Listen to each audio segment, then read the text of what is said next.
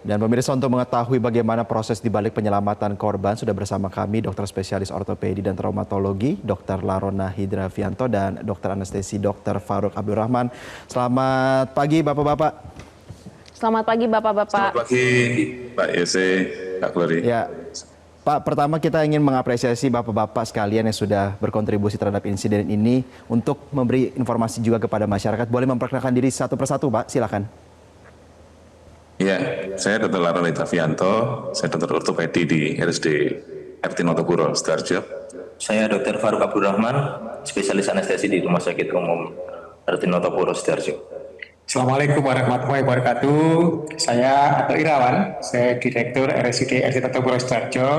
Saat kejadian itu saya yang minta menelpon Dr. Larona dan tim untuk melakukan tindakan amputasi di TKP, karena waktu itu laporan dari Basarnas bahwa ada korban yang tangan terjepit tidak mungkin dikeluarkan, sehingga perlu tindakan amputasi, dan Dr. Larona saat itu juga langsung meluncur ke lokasi untuk asesmen dan kemudian juga menyusul Dr. Faruk untuk melakukan tindakan pembiusan anestesi di tempat kejadian.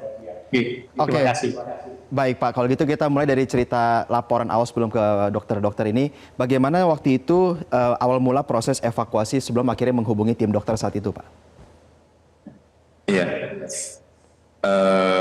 jadi waktu itu sekitar pukul 19:11 saya ingat sekali. Itu saya ditelepon oleh Dr. Ato yang waktu itu kebetulan beliaunya ini ada di lokasi bersama Pak Bupati, terus kemudian Kadinkes dan beberapa pejabat dari Basarnas, PMI dan Damkar dan sebagainya penolong waktu itu. Kemudian menginformasikan ke saya kalau ada satu pasien yang berada terhimpit atau di bawah reruntuhan beton di bangunan tersebut yang kemungkinan memerlukan tindakan amputasi di tempat karena tidak memungkinkan untuk dilakukan penarikan atau evakuasi pasien tersebut. Setelah itu saya langsung menuju ke lokasi. Sampai di sana saya sudah ditunggu oleh tim, dan saya ingat diantar oleh Ibu Kadinkes waktu itu ya ke titik tempat bangunan di korban yang terhimpit ini berada. Dan saya waktu itu langsung masuk menuju ke titik tempat Nur Ahmad tersebut. Saya masuk ditemani oleh satu orang perawat rescue dari IGD RSUD Notopuro dan satu orang dari Basarnas. Saya masuk, kemudian saya melakukan asesmen awal ya. Jadi saya ingin segera mengetahui kondisi umum maupun kondisi luka di lengannya. Jadi saya sempat memeriksa nadi di leher, kemudian saya juga memeriksa nadi di tangan kanannya, dan saya juga menyapa pasien. Ya pasien waktu itu hanya bisa bilang aduh, aduh ya gitu-gitu saja. Kaki masih bergerak, mata terbuka, terus kemudian saya pegang lengannya yang terhimpit tersebut, lengan kirinya, memang betul-betul tertimpa beton sampai benar-benar tidak ada space di lengannya itu ya, jadi beton tersebut sampai menyentuh lantai. Terus kemudian saya juga sempat melihat dan memegang jari-jari tangan kirinya tersebut, memang ya sudah tidak ada gerakan, juga sudah terlalu dingin, jadi sudah dikatakan tidak viable begitu. Kemudian setelah itu saya meminta waktu ke Basarnas. Sebenarnya waktu itu semua sudah menyarankan untuk saya segera melakukan tindakan saat itu juga, gitu ya, dengan alat yang seadanya di situ, bukan alat medis itu ya. Tapi saya berpikir bahwa ini rumah sakit juga tidak terlalu jauh, harusnya kita bisa mendatangkan alat yang lebih memadai dan tim yang lebih lengkap gitu. Akhirnya saya mundur sebentar, saya telepon dari teman anestesi untuk membackup, untuk datang bersama tim yang lebih lengkap, dan saya meminta alat-alat dari kamar operasi yang kira-kira nanti akan kita perlukan untuk melakukan amputasi. Kemudian sekitar 20-30 menit kemudian datanglah tim yang lebih lengkap dari RSUD Sidoarjo, yaitu waktu itu yang ada di situ Dr. Faruk, terus kemudian ada Dr. Aron ya, BPDS ortopedi, terus kemudian dan 4 perawat tambah peralatan yang lebih lengkap. Nah setelah itu baru kita sempat ada nego juga dengan dari Basarnas ya, karena waktu itu masih akan dicoba lagi untuk men-check up atau mengkatrol bangunan, tapi saya pikir kok rasanya waktunya ini nanti enggak cukup untuk karena pasien dalam posisi shock ya. Jadi udah akhirnya kita lakukan planning bahwa kita masuk gitu ya. Ya, baik. Akhirnya kita masuk. Ya, gitu. Masih. Oke, baik. Dokter Larona, kita bergeser terlebih dahulu ke Dr. Faruk.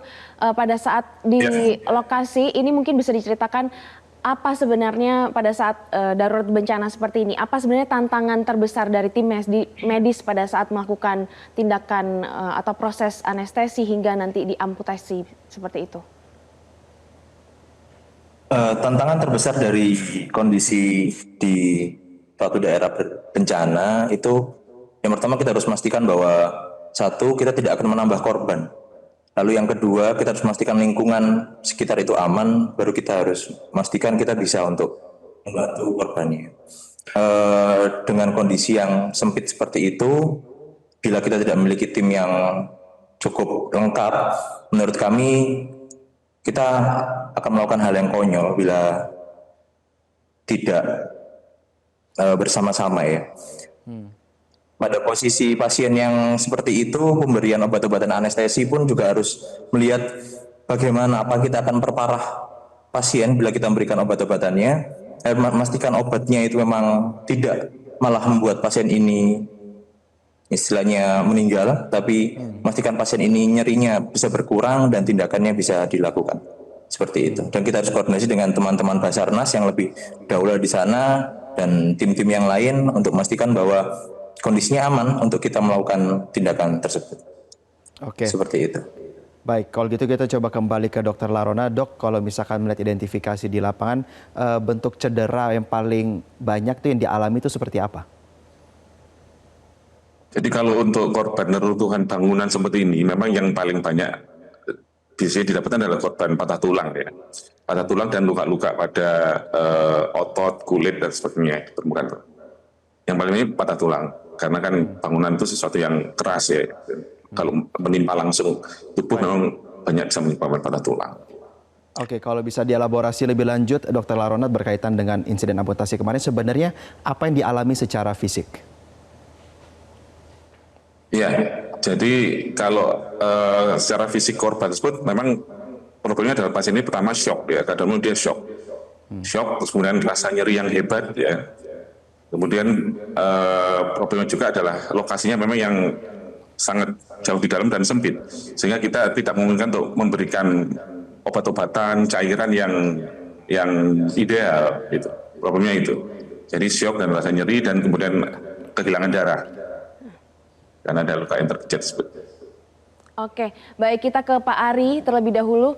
Kira-kira Pak, dalam kasus seperti di Ponpes Al-Kozini ini, bagaimana koordinasi antara tim penyelamat dengan dokter ortopedi sebelum dilakukan tindakan amputasi? Silakan Pak Tok.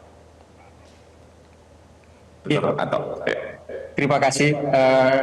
Kami memang di RSUD Sidoarjo ini, RSUD Dr. Puro Sidoarjo sudah punya tim rescue yang saat bencana hospital without wall, jadi bisa keluar dari rumah sakit, pelayanan yang dikoordinasikan dengan ketua tim rescue. Ada Dr. Ivan, kepala instansi IGD sebagai juga ketua tim rescue.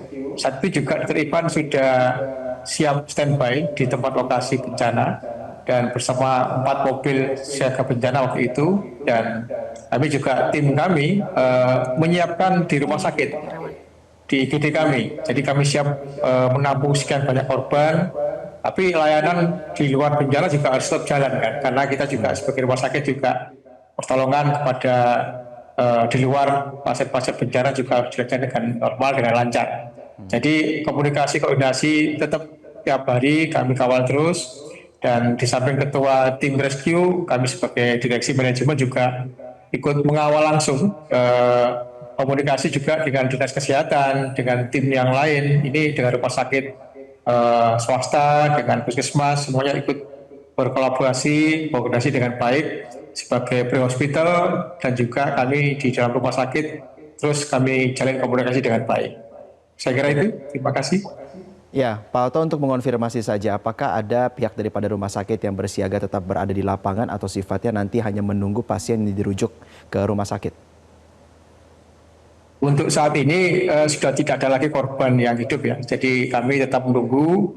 Kami siap sebagai rumah sakit yang disiapkan oleh tim oleh Polres Sidoarjo untuk nampung melayani pasien-pasien korban Ponpes ini. Saat ini kami tinggal 4 pasien yang kami rawat, 1 pasien di ruangan ICU anak, 3 pasien di ruangan rawat inap biasa. Dari 4 pasien itu 3 pasien memang amputasi, 1 amputasi di lokasi. Di Nur Ahmad ini masih kami rawat, stabil semuanya, luka kering, dan mungkin insya Allah rencana rawat jalan. Ada pasien yang 2 pasien dilakukan amputasi di rumah sakit, 1 yang sekarang masih di ruangan intensif, dan 1 pasien yang plus fraktur femur, luka tertutup pada kaki, ini hanya pasang gips saja, ini juga mungkin sudah stabil semuanya. Oke, baik Dokter Ato Irawan, mohon maaf tadi sebelumnya ada kesalahan penyebutan nama. Kita ke Dokter Larona. Dokter Larona sebagai dokter spesialis traumatologi, ini kira-kira langkah apa saja yang sudah dilakukan dokter kepada para korban untuk proses trauma healing? Iya, jadi memang selain pasien yang kita lakukan amputasi on site tersebut, memang ada beberapa pasien juga yang masuk ke rumah sakit RSUD Notopuro ya. Semuanya kita lakukan perawatan dengan sebaik-baiknya, termasuk yang harus menjalani proses operasi pun juga sudah kita kerjakan semua, begitu. Untuk sampai update sampai pagi ini semua dalam keadaan stabil. Pagi ini tadi juga semuanya juga sudah saya visite, semuanya dalam keadaan baik. Gitu.